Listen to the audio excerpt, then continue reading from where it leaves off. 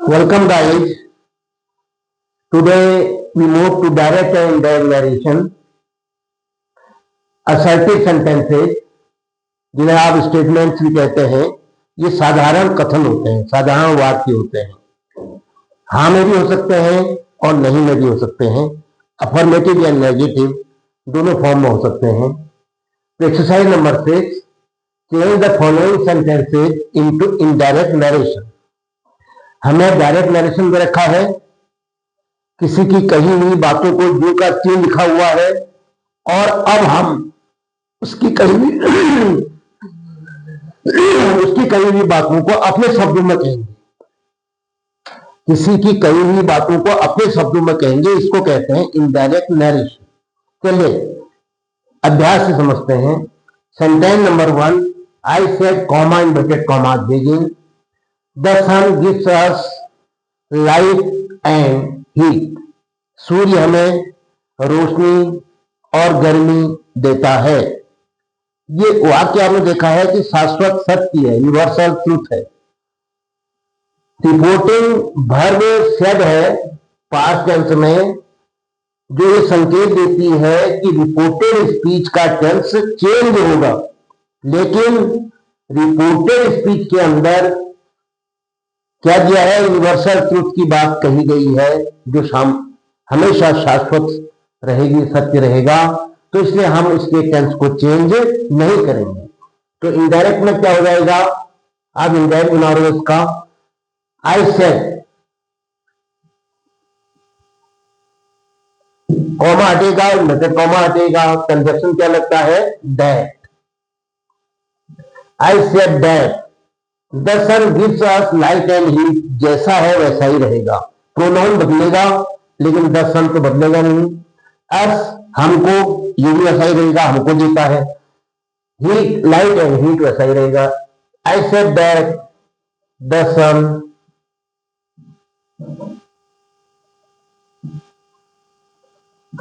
Gives us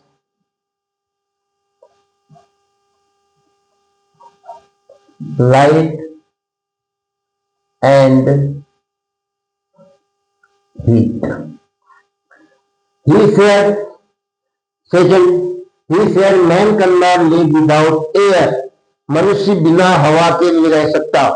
ये बात भी साइंटिफिकली फैक्ट है। ये बात भी क्या है, ऐसा नहीं हो सकता कि नहीं रह सकता था।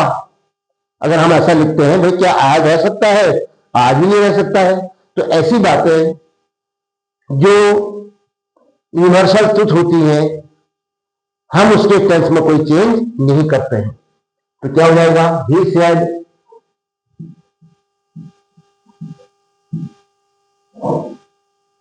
कॉमा हटेगा, इनवर्टेड कॉमा हटेगा, कंजक्शन क्या लगेगा, that.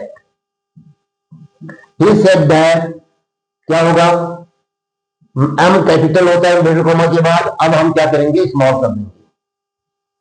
Man can not live without air. इसके टेंस में हमने कोई चेंज नहीं किया, जबकि रिपोर्टिंग वर्ब पास्ट टेंस में थी, उसके बावजूद हमने रिपोर्टेड स्पीच के टेंस में कोई चेंज नहीं किया। क्यों नहीं किया, क्योंकि रिपोर्टेड स्पीच के अंतर्गत यूनिवर्सल ट्रूथ की बात कही गई थी। My father said,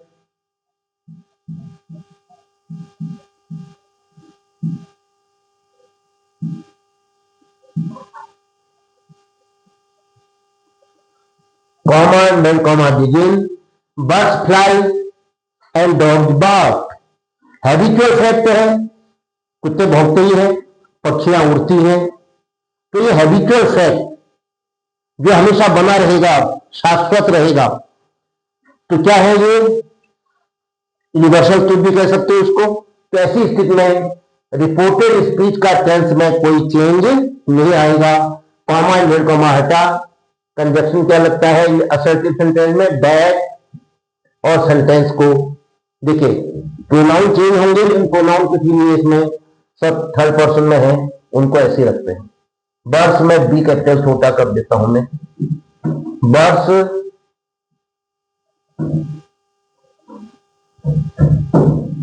fly and dog bark. Yes, I said to my friend,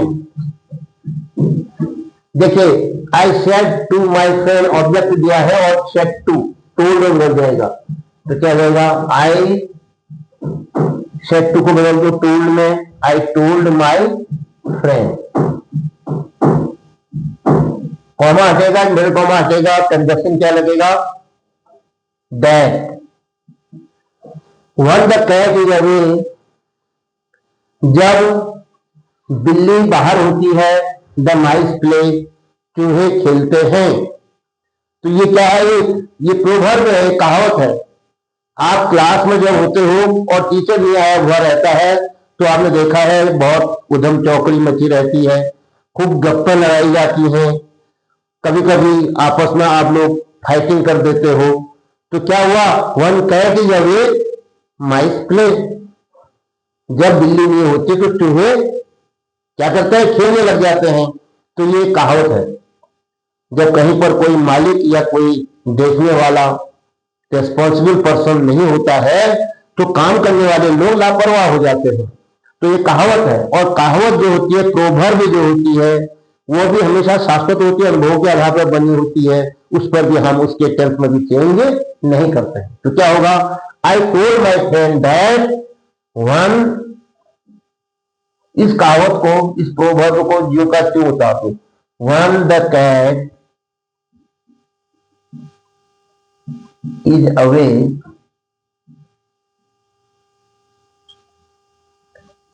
comma mice play,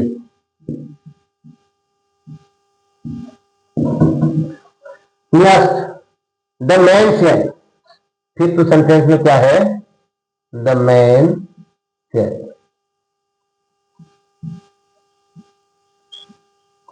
comma, English comma हट जाएगा और अब क्या आएगा? Conjunction that. असर्टिव सेंटेंस में कंजक्शन दैट लगता है। Mrs Indira Gandhi died in 1984, Mrs Indira Gandhi 1984 में मरी थी। The man said that Mrs Indira Gandhi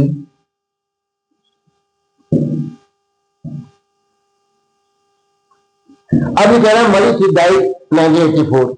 भाई मरी थी, मर चुकी थी, दो शब्द हैं।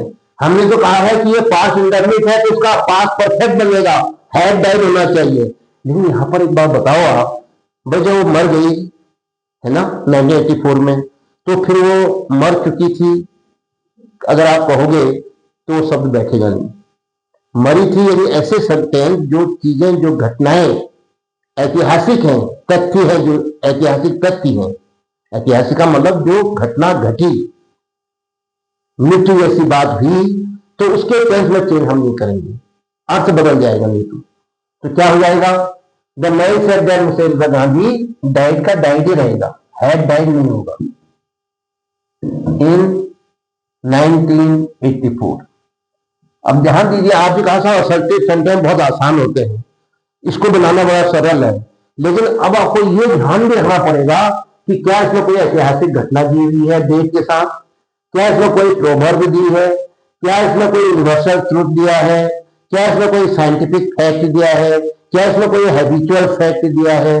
तो उनके टेंस में हम कोई चेंज नहीं करेंगे।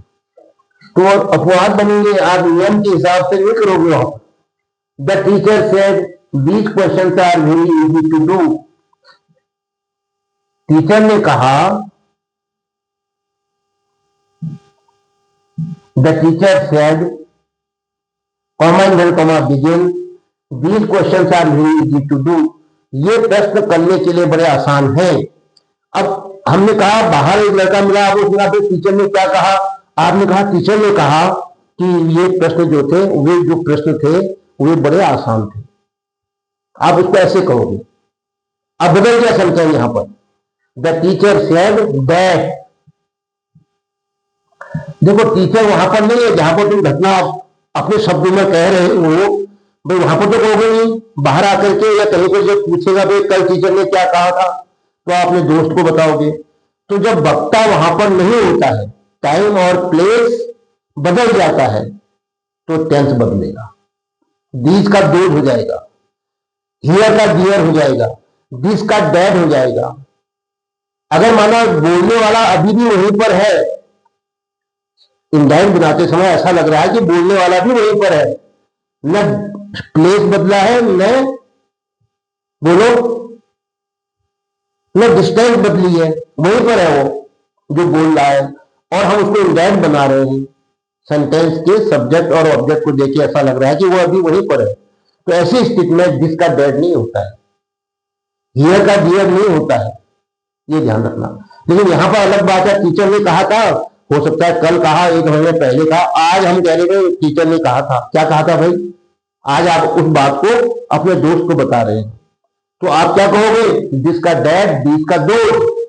The teacher said that, these questions का क्या हो जाएगा? Those questions.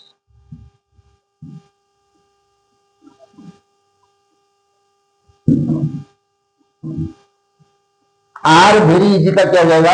Where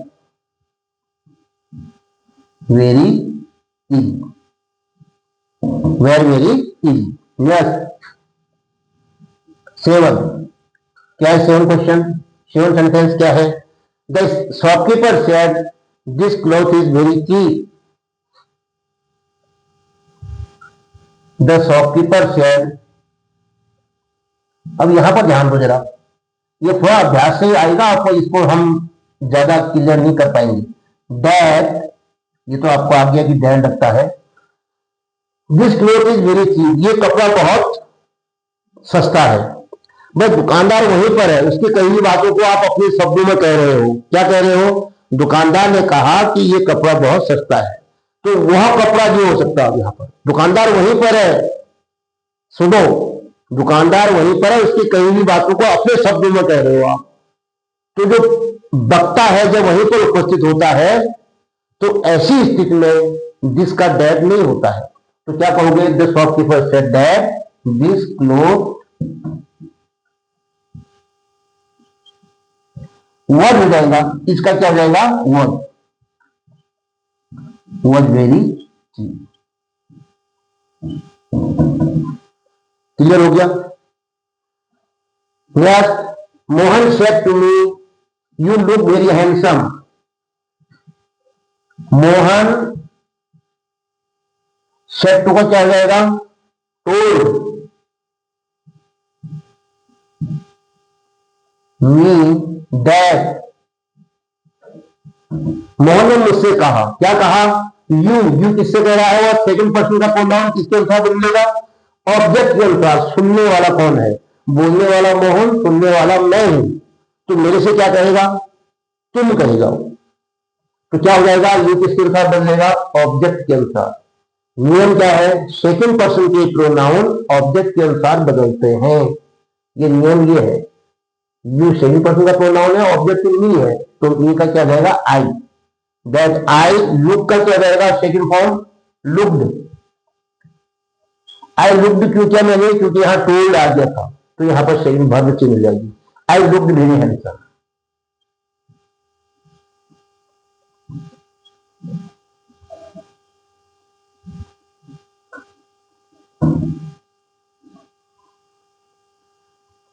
I looked very handsome.